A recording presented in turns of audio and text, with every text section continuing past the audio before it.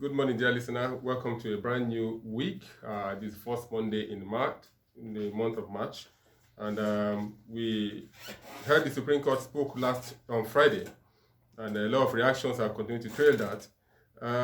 The commercial banks, I spoke to one or two colleagues, friends working in the commercial bank, they are waiting for directive from the CBN. The CBN is not a party to that case in court. And so the CBN will just be watching until the federal government gives a directive. But we all know now that the president is in Doha, is in India. India, right? No, Qatar, for the least developed countries summit. Least developed country. That is very funny to hear. They hold their meeting once in every 10 years, every decade, once in every 10 years.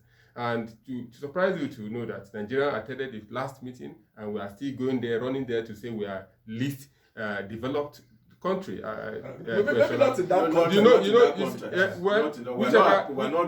Literally, when they say least, you are not even developing, you are down. No, in the context of the president's... That is what literally, what is least? The last. In the context of the president's participation, Nigeria is a developing country. Nigeria has gone there to share experiences. So they have this other... If you check those who attended, you'll see even one or two countries which are in the developed cadre coming to share experience. So that's the context of this particular summit. I hope the experience we brought back home. Before TV comes in, you spoke about INEC. I would like to let you know that INEC is considering approaching the appeal court today to enable it reconfigure beavers. Whatever that means, we don't know. I think this is a subject, this conversation has to go further. A lawyer needs to help us explain what that means, because we know that on Friday there was a leave for PDP and Labour Party to inspect the beaver system and the materials for the election materials. But why is INEC considering this?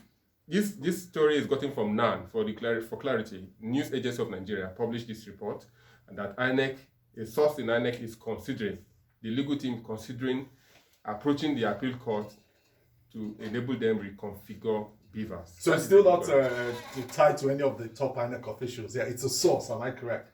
Yes, a source in INEC. Okay. Timothy, let me just quickly come in with stay with the presidential elections, because in our mails today, lots of reactions are still pouring, and because it's a program for the people, we bring all these reactions to the fore.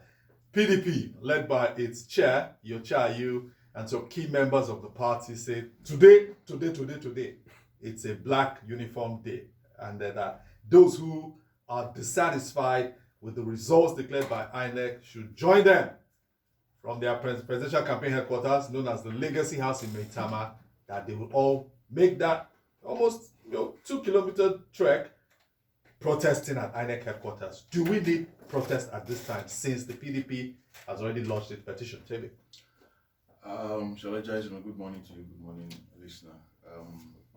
Maybe before I address that, because Abulu raised an issue and it will be running through the minds of many listeners.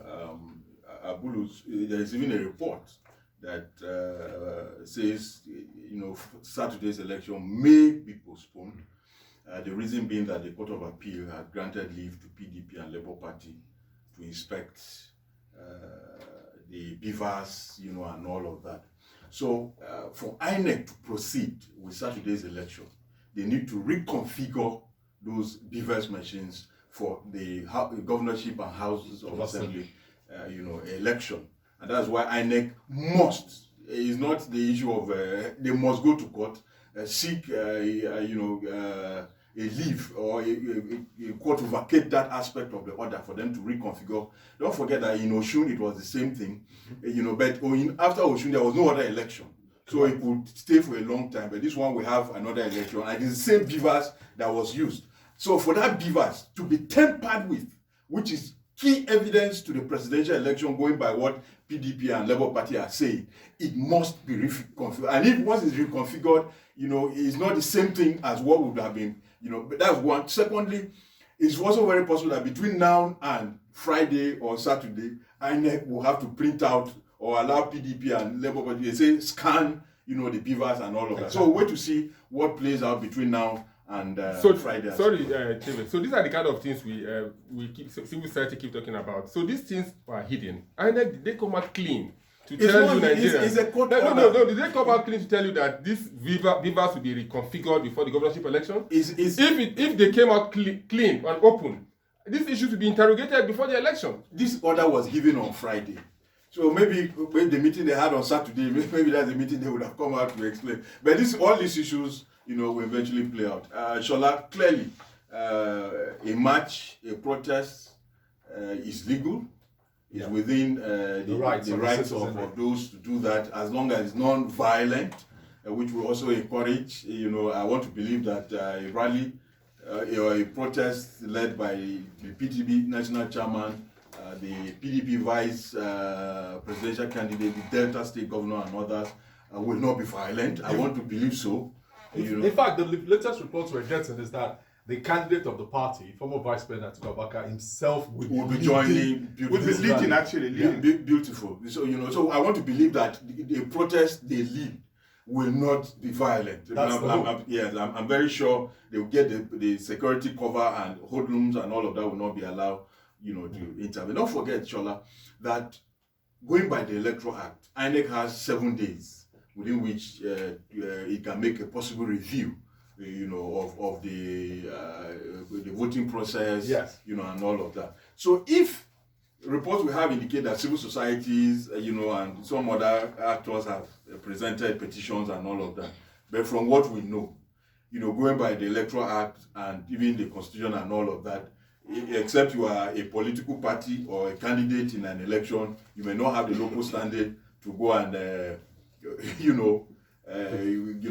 raise such issues, as it was. So we hope that if the PDP has not presented its petition or complaint to INEC, they will do that formally today by virtue of this protest. That's what I'm hoping they want to achieve, because they